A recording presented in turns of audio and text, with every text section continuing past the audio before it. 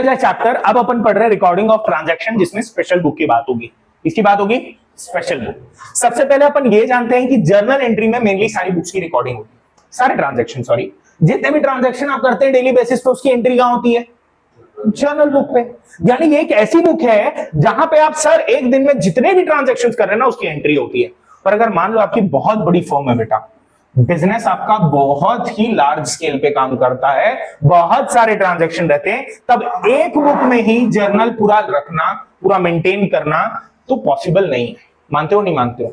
एक बुक ही आप बिल्कुल नहीं बना सकते हो जर्नल के लिए, और इसीलिए आपको बहुत सारी प्रॉब्लम फेस करनी पड़ती है। तो बोला गया यार एक जर्नल नहीं तो क्या किया जाए? तो बोला गया जर्नल को सब डिवाइड कर दो। क्या कर दो? सब डिवाइड कर दो यार, और डिवाइड कर दो अलग अलग बुक्स में।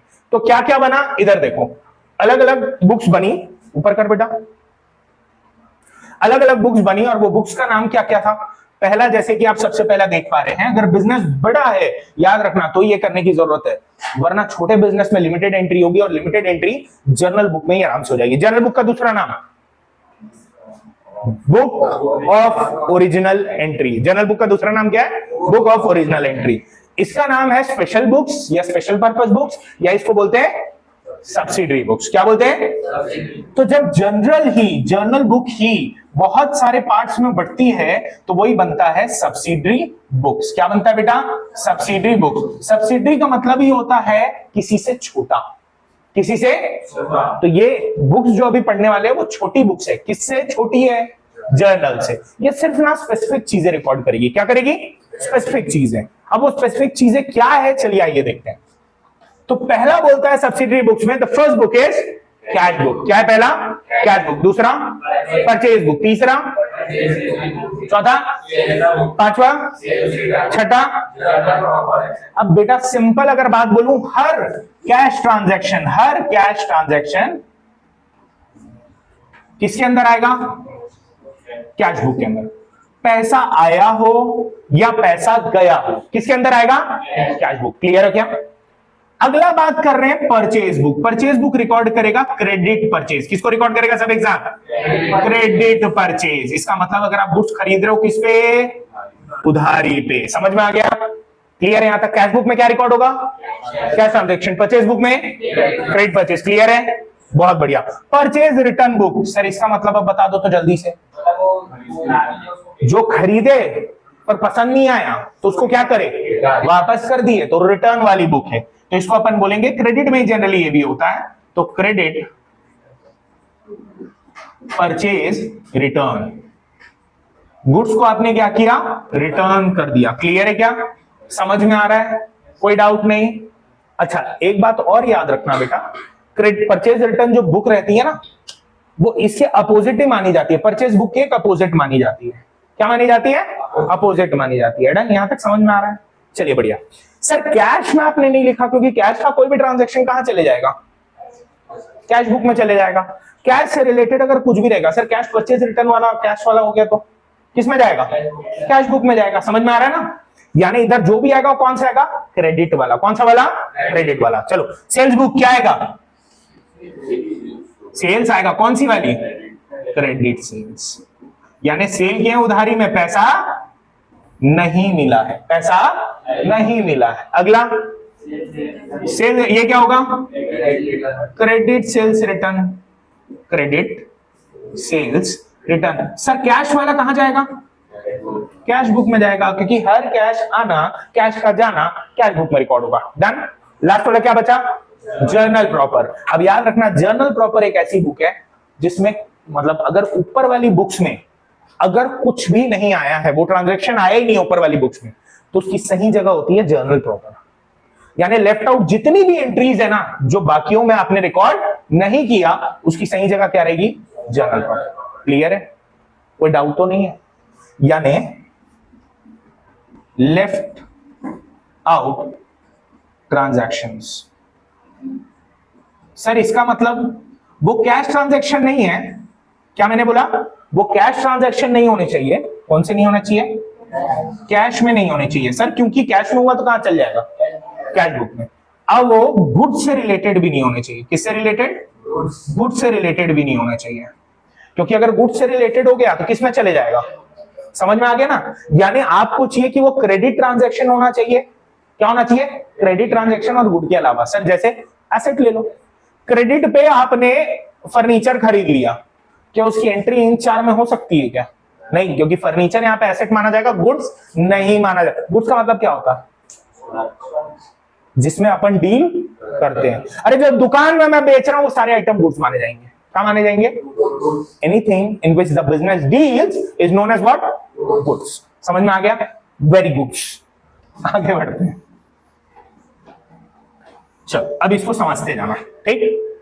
कैश बुक क्या बोलता है तो चलिए जानिए। Cash book is a special journal book that is used for recording all the cash receipts and cash payments. क्या क्या रिकॉर्ड होते हैं? कैश रिसिप्ट्स और cash payment. It start with the cash और bank balance at the beginning of the period. The cash book is both a journal and a ledger. क्या ये journal भी है, लेजर भी है? यानी आप सुनना मेरी बात जो मैं बोल रहा हूं। कैश बुक एक कैश बुक भी है और एक कैश अकाउंट भी है। क्या मैंने बोला? एक कैश बुक भी है और कैश अकाउंट भी है। याद रहेगा? लेजर में अपन बनाते थे, याद है? तो कैश बुक लेजर का भी काम करता है। ध्यान, एक लेजर भी है कैश बुक, ध्यान रखना, एमसीक्यू में दे सकता है। चलो type of cash book. Cash book कितने प्रकार की है? ऊपर बढ़ते जाते हैं। Single column cash book. कितना कॉलम रहेगा इसमें? सिर्फ एक। कितना कॉलम रहेगा? एक कॉलम, यानी ऐसे वाले को बोलते हैं। अमाउंट वाला कॉलम रहेगा, सिर्फ एक रहेगा और उसमें क्या रिकॉर्ड होगा? कैश। क्या रिकॉर्ड होगा? समझ में आ गया? क्या बोलता है सुनना।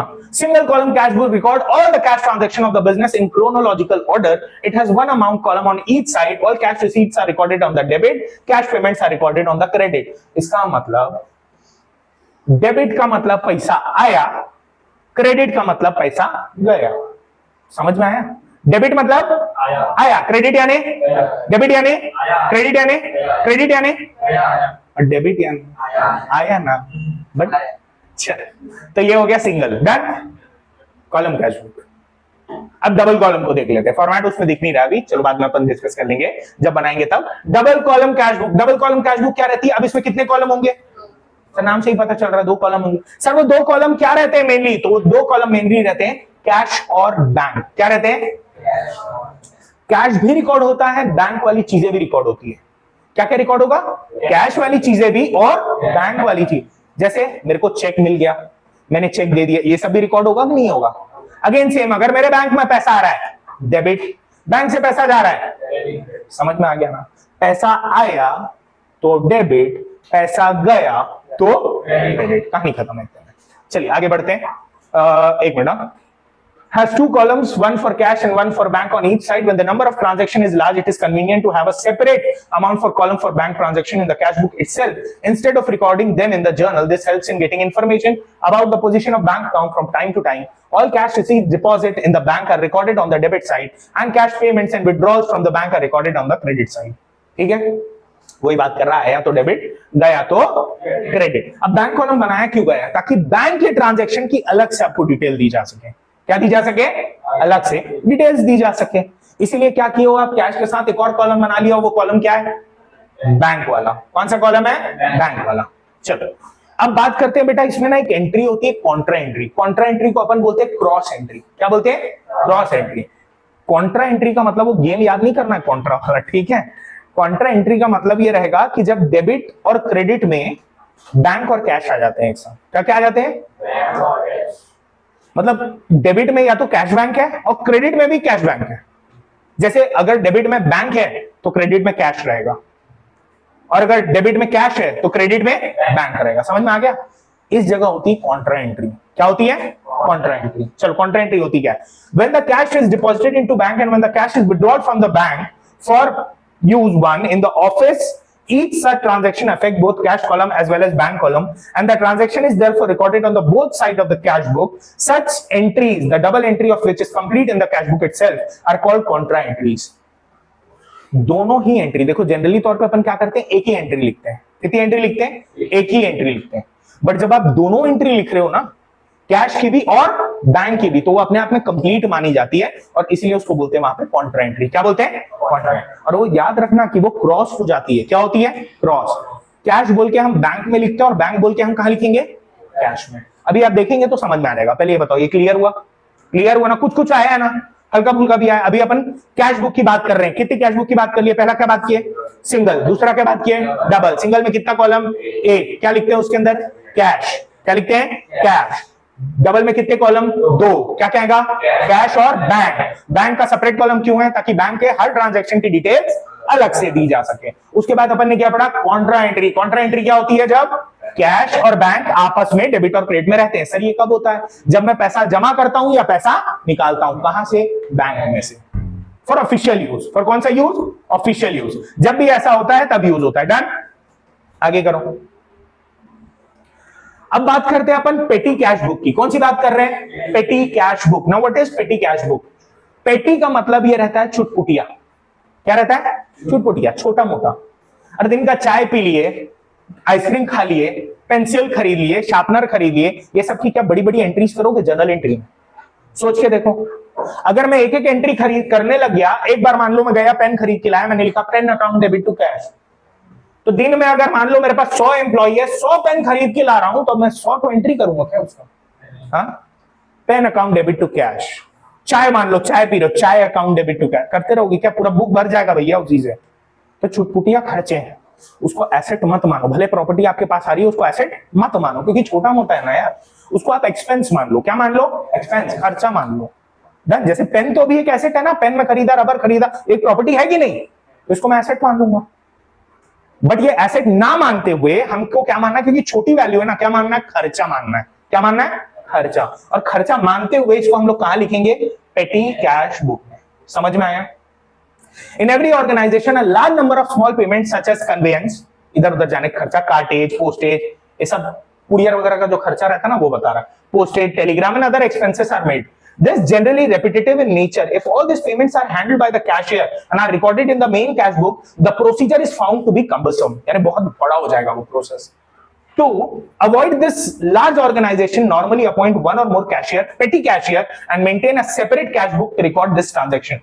Such a cash book maintained by the petty cashier is called a petty cash book. Petty cash book कौन maintain करता है? Petty cashier. कौन maintain करता है? Petty cashier. बहुत बढ़िया। This petty cashier work on the impress system. अब ये impress system क्या होता है अपन लास्ट में डिस्कस करेंगे। ठीक है? एक इम्प्रेस सिस्टम पे पेटी कैश बुक रन करती है। किस पे?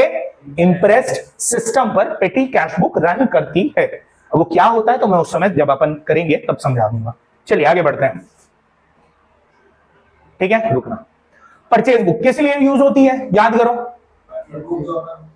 अभी याद करो, थोड़ी देर पहले बताया था। परचेज बुक खरीदे, पर किसने पैसा दिया उसका? Credit purchase. कौन सा परचेज? Credit purchase.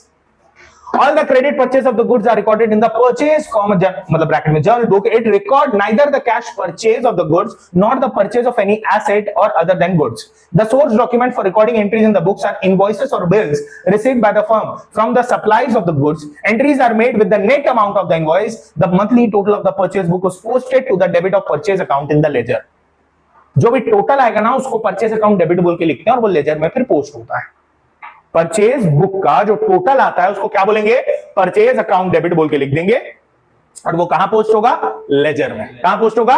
लेजर। अभी लेजर अपन आएगा तो बता दूंगा मैं। ठीक, चलिए आगे बढ़ते हैं। नेक्स्ट क्या है? परचेज रिटर्न बुक किस लिए यूज होती है? क्रेडिट परचेज रिटर्न, यानी जो मैं गुड्स खरीदा उसको क्या करना है? वापस करना है। तो बोलता है अच्छा इसका दूसरा नाम भी है ना, क्या रहेगा इसका दूसरा नाम? तो दूसरा नाम बता दे रहा हूं, रिटर्न आउटवर्ड बुक। क्या रहेगा बेटा? Return outward book. Sir return outward क्यों बोलेंगे? अपन अपने आप को क्या मानते हैं? क्या मानते हैं? बिजनेस मानते हैं। मान लीजिए सप्लायर से आप गुड्स खरीद रहे हैं। क्या खरीद रहे हैं बेटा? गुड्स खरीदे, आपको पसंद नहीं आया, गुड्स आपको जमा नहीं, तो वापस भी किसको करोगे? सप्लायर को ही करेंगे ना यार। तो देखो पहले रिटर्न, पहले इधर इनवर्ड आया, देन आपने रिटर्न कैसे किया? आउटवर्ड, इसलिए उसको बोलते हैं रिटर्न आउटवर्ड। यानी परचेज रिटर्न की बात हो रही है यहाँ पे। समझ में आया कि नहीं आया? तो परचेज रिटर्न बुक बोलो या रिटर्न आउटवर्ड बुक बोलो, दोनों बात बिल्कुल सेम है। दोनों बात बिल्कुल सेम है। समझ में आ गया यहां तक? बढ़िया। क्या बोल रहा है आप देख लेते हैं। Purchase return book, return outward book, is used for the purpose of recording the returns of goods purchased on credit. It records neither the return of goods purchased on cash basis nor the return of any asset other than goods. The entries in the purchase return book are usually made on the basis of debit note issued to the supplier or credit note received from the supplier. अभी ये ना debit note और credit note क्या होता है अपन थोड़ा ध्यान देंगे एक बार, ठीक है? इस चैप्टर में इंपॉर्टेंट है, थ्योरी में ज्यादातर आप लोग को आता है कि एक्सप्लेन द डेबिट नोट, क्या होता है, एक्सप्लेन करिए डेबिट नोट, एक्सप्लेन करिए क्रेडिट नोट, ऐसे करके दे देता है। तो टेंशन नहीं लेना, अभी बताऊंगा, पूरा समझ में आ जाएगा एक बार में। डन, ये क्लियर हुआ? कोई दिक्कत? बढ़िया। नेक्स्ट बात करते हैं, a debit note is a document prepared by the purchaser to inform. अच्छा, यहां दे ही दिया है, चलो डेबिट नोट और क्रेडिट नोट के बारे में देख ही लेते हैं क्या बोल रहा है, सुनते जाना ना। A debit note is a document prepared by the purchaser to inform the supplier that his account has been debited with the amount mentioned and for the reasons stated therein. The debit note contains the date of return, name of supplier to whom the goods have been returned, details of the goods returned, reason for returning the goods. Each debit note is serially numbered. कुछ समझ में आया? पूरा भरोसा है, कुछ भी नहीं आया। ठीक है, तो चलो अब सुनते हैं। मान लो बिजनेस ने, बिजनेस का काम क्या है? गुड्स को बेचना, हाँ कि ना? किसको बेचता है? कंज्यूमर को। मानो कंज्यूमर ने खरीद लिया, ओहो बढ़िया, इसने खरीदा वॉशिंग मशीन। क्या खरीदा? वॉशिंग मशीन खरीद लिया, बढ़िया। ये लेके गया घर में, कपड़ा वपड़ा पूरा डाला, चालू किया, भाग से धुआं उड़ गया। अब क्या करेगा? रखे रहेगा? वाह क्या मशीन है यार, धुआं धुआं हो गया घर, स्मोक मशीन खरीदा हूं मैं, तो क्या करेगा? इसको ले जाके वापस करेगा। अब एक बात बताओ, सेलर अगर आपको जान रहा है तो ठीक है। अब मान लो जहां से आपने खरीदा वहां 10 मालिक बैठते हैं, तो हर मालिक आपका चेहरा याद रखेगा क्या? तो आपको प्रिपेयर करना पड़ेगा एक डेबिट नोट। डेबिट नोट का मतलब ये रहता है एक ऐसा लीगल डॉक्यूमेंट जो आपको मदद करता है अपने गुड्स को रिटर्न करने में। किसको? गुड्स को रिटर्न करने में। किसको रिटर्न कर रहे हो? बिजनेस को। समझ में आया? यानी आप एज अ कंज्यूमर अभी सोचिए कि कोई अगर आपको डेबिट नोट लाके दे रहा है ना, इसका मतलब वो आपको गुड्स रिटर्न कर रहा है। समझ में आया? गुड्स रिटर्न कर रहा है। अब लिखा रहेगा इतने अमाउंट का गुड्स था, ये गुड्स था, क्या प्रॉब्लम है जिसकी वजह से रिटर्न कर रहा हूं, उसमें सब लिखा रहेगा। समझ में आया यहां तक? कोई दिक्कत? ये कौन बनाएगा? ये डॉक्यूमेंट कौन बनाएगा? कंज्यूमर बनाएगा। किसको लाके देगा? बिजनेस को लाके देगा। समझ में आ गया ना? ये कब यूज होता है? जब गुड्स को रिटर्न करना है। समझ में आ गया? चलिए अगला, ऊपर करो बेटा, और ऊपर करो। क्रेडिट नोट होगा, नीचे करना नहीं है क्या? चलो ठीक है, ऊपर कर दो। सेल्स बुक है, सेल्स बुक के नीचे होगा शायद, ठीक है ना? ये डेबिट नोट क्लियर हो गया ना? कहीं कोई दिक्कत नहीं? बढ़िया। सेल्स बुक में क्या रिकॉर्ड होता है? बेचना, गुड्स बेच रहे, किसमें? Credit sales. कौन सी सेल्स? क्रेडिट सेल्स रिकॉर्ड होंगी। तो क्या बोलता है? All the credit sales of good are recorded in the sales journal. It recorded neither the cash sale of the goods not the sale of any assets other than the goods. The source document for recording journal entries in sales journal is sales invoice और bill issued by the firm. Invoice का मतलब ना कोई भी proof रहता है। Bill बोलते हैं ना, कोई किसी भी टाइप का प्रूफ है ना, वाउचर अगर है ना किसी भी टाइप का, तो एक प्रूफ कहलाता है। इन चीजों को देख के ही आप सेल्स जर्नल यानी सेल्स बुक में एंट्री करते हो। समझ में आ गया? जब तक बिल नहीं देखोगे आप एंट्री नहीं करोगे। समझ में आ गया ना? चलो अगला, ऊपर करिए। फॉर्मेट है ये, सेल्स रिटर्न का है। Total periodically and total is credited to the sales account. अब देखो, परचेज बुक याद करो, जब पूरा बन जाता था तो क्या बोल के नीचे लिखते थे? Purchase account debit. क्या बोलते थे? उसके टोटल को, परचेज बुक के टोटल को। अब इमेजिन करो सेल्स बुक लिखा है तो उसका टोटल क्या कहलाएगा? Sales account credit. क्या कहलाएगा? क्योंकि सेल्स एक रेवेन्यू है और रेवेन्यू जब बढ़ता है तो किस तरफ लिखते हैं? क्रेडिट। परचेज एक एक्सपेंस है, एक्सपेंस जब बढ़ता है किस तरफ लिखते हैं? डेबिट। समझ में आ गया? बढ़िया। अगला बोल रहा है, चलिए, sales return. This journal is used to record the return of goods by the customer to them on credit. On receipt of the goods, customer, a credit note is prepared. The source document for recording entries in the sales return book is generally the credit note. यानी जब credit note मिलता है तभी अपन क्या करते हैं? उसकी entry करते हैं। कहां पे करते हैं? सेल्स रिटर्न बुक पे। कहां पे? Sales return. सेल्स रिटर्न का दूसरा नाम क्या होगा? सोचो तो।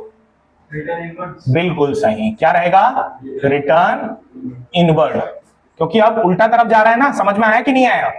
सर कैसे रिटर्न इनवर्ड रहेगा? सेल्स रिटर्न बुक को रिटर्न इनवर्ड क्यों बोलेंगे सर? तो चलिए आइए देखते हैं। ये कौन? बिजनेस। ये कौन? कंज्यूमर मान लीजिए। आपने इसको गुड्स सेल किया, तो ये आउटवर्ड बोलेंगे इनवर्ड बोलेंगे? आउटवर्ड ना। अब इसको पसंद नहीं आया तो ये क्या करेगा? गुड्स को वापस कर देगा। तो रिटर्न कैसा आया? इनवर्ड, इसीलिए इसको रिटर्न इनवर्ड बोलते हैं। डन। सेल्स रिटर्न बोलो या रिटर्न इनवर्ड बोलो, बात बिल्कुल सेम है। क्लियर? अब मेरे को यहीं पे मैं आपको क्रेडिट नोट भी समझा दे रहा हूं। क्या समझा रहा हूं? क्रेडिट नोट समझना। अब आपने लाके वो डेबिट नोट किसको दे दिया था? बिजनेस को लाके दे दिया। अब बिजनेस पूरा वेरीफाई करेगा, चेक करेगा यहीं का प्रोडक्ट है कि नहीं, बढ़िया, सब हो गया। अब मान लो आपने पूरा वेयर देख लिया, आपको प्रोडक्ट पसंद नहीं आ रहा। होता है ना कभी कभी, ये लड़की लोग के साथ भयंकर होता है।